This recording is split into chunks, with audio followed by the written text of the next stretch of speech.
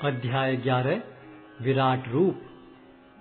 अर्जुन ने कहा, आपने जिन अत्यंत गुह्य आध्यात्मिक विषयों का मुझे उपदेश दिया है, उसे सुनकर अब मेरा मोह दूर हो गया है।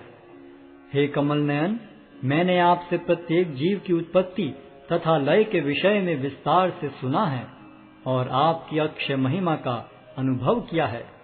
हे पुरुषोत्तम, हे परमेश्वर, यद्यपि आपको मैं अपने समक्ष आपके द्वारा वर्णित आपके वास्तविक रूप में देख रहा हूँ, किंतु मैं यह देखने का इच्छुक हूँ कि आप इस दृश्य जगत में किस प्रकार प्रविष्ट हुए हैं।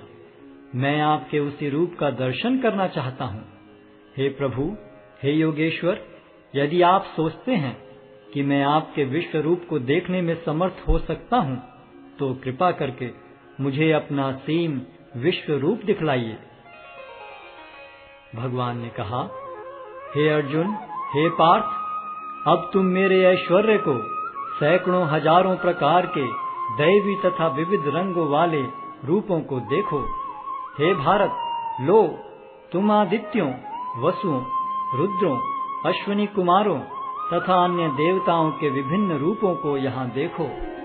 तुम ऐसे अनेक आश्चर्यमय रूपों को देखो जिन्हें पहले किसी ने न तो कभी देखा है न सुना है।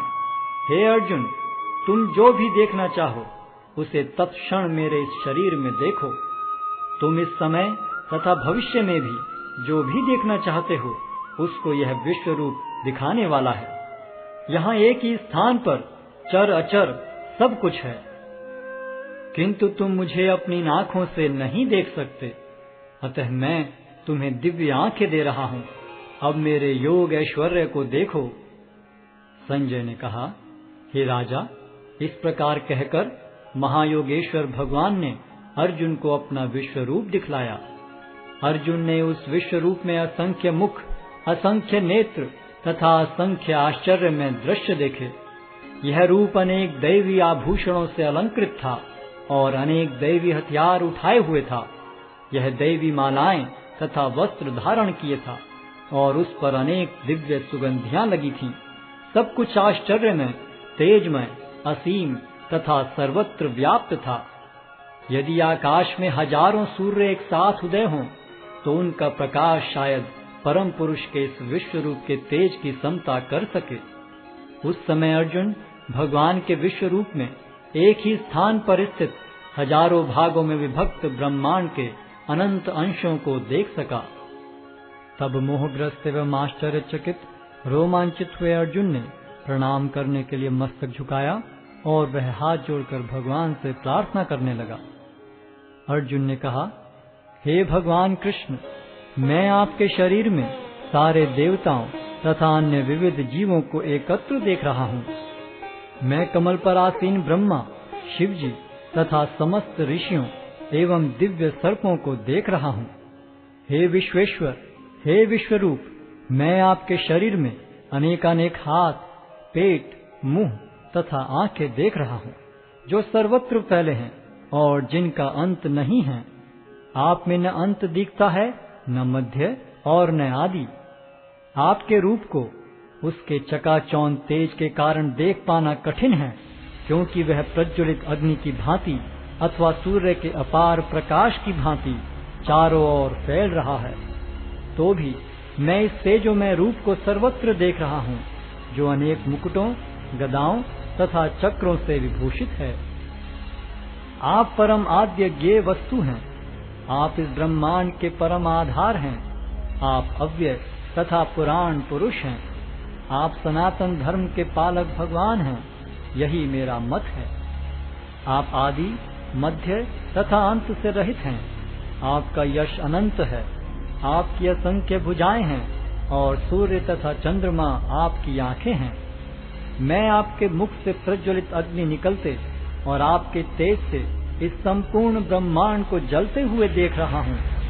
यद्यपि आप एक हैं, किंतु आप आकाश तथा सारे लोकों एवं उनके बीच के समस्त अवकाश में व्याप्त हैं। हे महापुरुष, आपके इस अद्भुत तथा भयानक रूप को देखकर सारे लोग भयभीत हैं। देवों का सारा समूह आपकी शरण ले रहा है और आप में प्रवेश कर रहा है। उनमें से कुछ अत्यंत भयभीत होकर हाथ जोड़े आपकी प्रार्थना कर रहे हैं। महर्षियों तथा सिद्धों के समूह कल्याण हो कहकर वैदिक स्तोत्रों का पाठ करते हुए आपकी स्तुति कर रहे हैं। शिव के विविध रूप आदित्यगण, वसु, साध्य, विश्वदेव, दोनों अश्विनी कुमार, मरुदगण, पितृगण, गंधर्व, यक्ष, असुर तथा सिद्धदेव सभी आपको आश्चर्यपूर्वक देख रहे हैं। हे महाबाहु, आपके इस अनेक मुख, नेत्र, बाहु, जंघा, पांव, पेट तथा भयानक दांतों वाले विराट रूप को देखकर देवतागण सहित सभी लोग अत्यंत विचलित हैं और उन्हीं की तरह मैं भी हूँ। हे सर्वव्यापी विष्णु, नाना ज्योतिर्मय रंगों से युक्त आपको आकाश का स्पर्श करते मुख फैलाए तथा बड़ी बड़ी चमकती आंखें निकाले देखकर भय से मेरा मन विचलित है। मैं न तो धैर्य धारण कर पा रहा हूँ, न मानसिक संतुलन ही पा रहा हूँ। हे देवेश, हे जगन्निवास, आप मुझ पर प्रसन्न हो। मैं इस प्रकार से आपके प्रलयाग्नि स्वरूप मुखों को तथा विकराल दांतों को देखकर अपना संतुलन नहीं रख पा रहा। मैं सब ओर से मोहग्रस्त हो रहा हूँ। धृतराष्ट्र के सारे पुत्र अपने समस्त सहायक राजाओं सहित तथा भीष्म, द्रोण, कर्ण एवं हमारे प्रमुख योद्धा भी आपके विकराल मुख में प्रवेश कर रहे हैं। उनमें से कुछ के शिरों को तो मैं आपके दांतों के बीच चूर्णित हुआ देख रहा हूँ। जिस प्रकार नदियों की अनेक तरंगें समुद्र में प्रवेश करती हैं, उसी प्रकार ये समस्त महान योद्धा भी आपके प्रज्वलित मुखों में प्रवेश कर रहे हैं।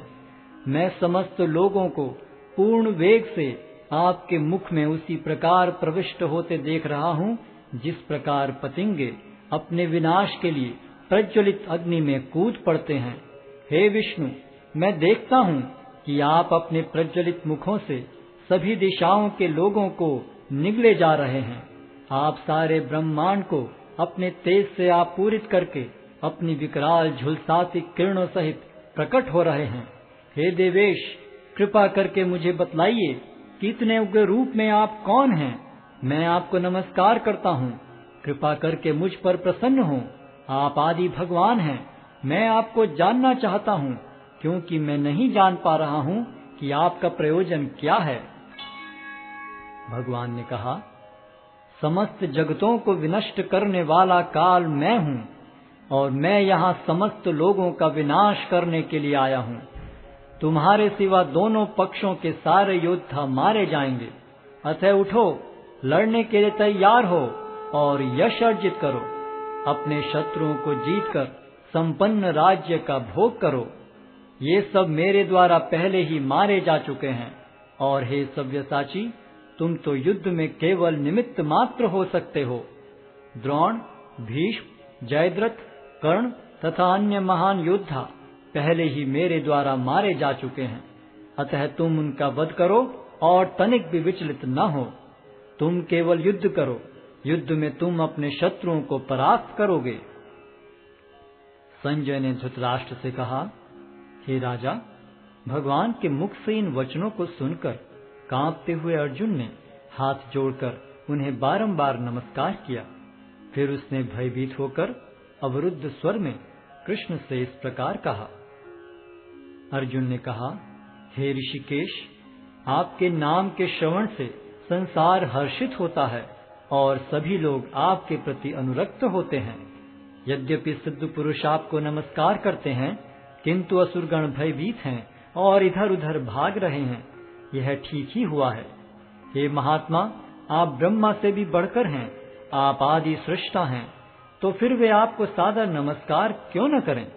हे अनंत, हे देवेश, हे जगन्निवास, आप परम स्रोत, अक्षर, कारणों के कारण तथा इस भौतिक जगत से परे हैं।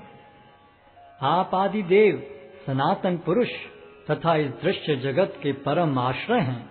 आप सब कुछ जानने वाले हैं और आप ही वह सब कुछ हैं जो जानने योग्य है। आप भौतिक गुणों से परे परम आश्रय हैं। हे अनंत रूप, यह संपूर्ण दृश्य जगत आपसे व्याप्त है। आप वायु हैं तथा परम नियंता भी हैं। आप अग्नि हैं, जल हैं तथा चंद्रमा हैं। आप आदि जीव ब्रह्मा हैं और आप प्रपितामह हैं। अतः आपको 1000 बार नमस्कार है और पुनः पुनः नमस्कार है। आपको आगे पीछे तथा चारों ओर से नमस्कार है। हे असीम शक्ति, आप अनंत पराक्रम के स्वामी हैं।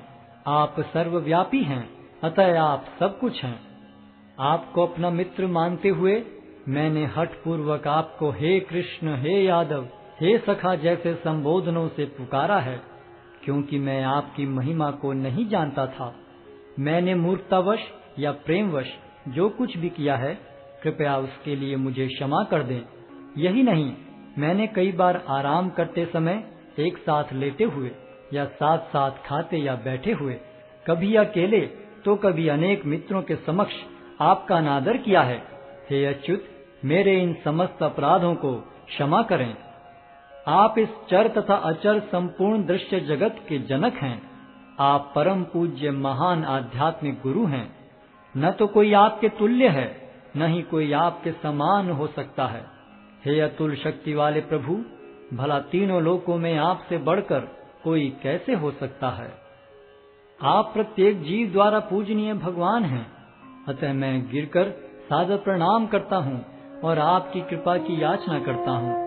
जिस प्रकार पिता अपने पुत्र की ठिठाई सहन करता है, या मित्र अपने मित्र की घृष्टता सह लेता है, या प्रिय अपनी प्रिया का अपराध सहन कर लेता है, उसी प्रकार आप कृपा करके मेरी त्रुटियों को सहन कर लें। पहले कभी न देखे गए आपके इस विराट रूप का दर्शन करके मैं पुलकित हो रहा हूँ, किंतु साथ ही मेरा मन भयभीत हो रहा है।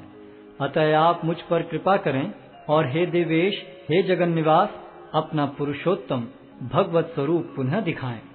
हे विराट रूप, हे सहस्त्रभुज भगवान, मैं आपके मुकुटधारी चतुर्भुज रूप का दर्शन करना चाहता हूँ, जिसमें आप अपने चारों हाथों में शंख, चक्र, गदा तथा पद्म धारण किए हुए हों। मैं उसी रूप को देखने की इच्छा करता हूँ। भगवान ने कहा, हे अर्जुन, मैंने प्रसन्न होकर अपनी अंतरंगा शक्ति के बल पर तुम्हें इस संसार में अपने इस परम विश्व रूप का दर्शन कराया है। इसके पूर्व अन्य किसी ने इस असीम तथा तेजोमय आदि रूप को कभी नहीं देखा था। हे कुरुश्रेष्ठ, तुमसे पूर्व मेरे इस विश्व रूप को किसी ने नहीं देखा, क्योंकि मैं न तो वेदाध्ययन के द्वारा, न यज्ञ, दान, पुण्य या कठिन तपस्या के द्वारा इस रूप में इस संसार में देखा जा सकता हूँ। तुम मेरे इस भयानक रूप को देखकर अत्यंत विचलित एवं मोहित हो गए हो। अब इसे समाप्त करता हूँ। हे मेरे भक्त, तुम समस्त चिंताओं से पुनः मुक्त हो जाओ। तुम शांत चित्त से अब अपना इच्छित रूप देख सकते हो। संजय ने धृतराष्ट्र से कहा। अर्जुन से इस प्रकार कहने के बाद भगवान कृष्ण ने अपना असली चतुर्भुज रूप प्रकट किया और अंत में 2 भुजाओं वाला अपना रूप प्रदर्शित करके भयभीत अर्जुन को धैर्य बंधाया। जब अर्जुन ने कृष्ण को उनके आदि रूप में देखा तो कहा, हे जनार्दन, आपके इस अति सुंदर मानवीय रूप को देखकर मैं अब स्थिर चित्त हूँ और मैंने अपनी प्राकृत अवस्था प्राप्त कर ली है। श्री भगवान ने कहा, हे अर्जुन, तुम मेरे जिस रूप को इस समय देख रहे हो, उसे देख पाना अत्यंत दुष्कर है। यहाँ तक कि देवता भी इस अत्यंत प्रिय रूप को देखने की ताक में रहते हैं। तुम अपने दिव्य नेत्रों से जिस रूप का दर्शन कर रहे हो, उसे न तो वेदाध्ययन से, न कठिन तपस्या से, न दान से, न पूजा से ही जाना जा सकता है। कोई इन साधनों के द्वारा मुझे मेरे रूप में नहीं देख सकता। हे अर्जुन, केवल अनन्य भक्ति द्वारा मुझे उस रूप में समझा जा सकता है जिस रूप में मैं तुम्हारे समक्ष खड़ा हूँ, और इसी प्रकार मेरा साक्षात दर्शन भी किया जा सकता है। केवल इसी विधि से तुम मेरे ज्ञान के रहस्य को पा सकते हो। हे अर्जुन, जो व्यक्ति सकाम कर्मों तथा मनोधर्म के कलमश से मुक्त होकर मेरी शुद्ध भक्ति में तत्पर रहता है, जो मेरे लिए ही कर्म करता है, जो मुझे ही जीवन लक्ष्य समझता है और जो प्रत्येक जीव से मैत्री भाव रखता है, वह निश्चय ही मुझे प्राप्त करता है।